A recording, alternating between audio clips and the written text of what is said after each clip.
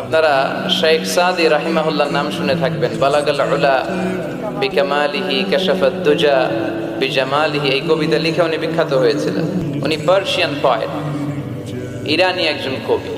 তো ওনার একবার আর্থিক সমস্যা যাচ্ছিল, দৈন্যতা যাচ্ছিল, টাকা পয়সা ছিল না, ফলে ওনার পায়ে দেওয়ার মতো জুতা ছিল না। তো খুব আফসোস করতেছে, হায়রে আমি এত বড় কবি, আমার পায়ে দেওয়ার মতো জুতা নাই। আফসোস করে ঘর থেকে বের হলেন, দেখলেন এক ভিক্ষুক ভিক্ষা করছে, ওর পাই নাই। কি নাই? আর কবি সাহেবের কি নাই? ওনার জুতা নাই, এজন্য দুঃখ। বের হয়ে দেখে সাইল ভিক্ষুক, ওর পা নাই। এবার উনি সেজদায় পরে আল্লাহর ডেকে বলে, আল্লাহ শুকর আলহামদুলিল্লাহ, অনেক ভালো আছি। শুকর আলহামদুলিল্লাহ, বেশ ভালো আছি, অনেক সুখে আছি।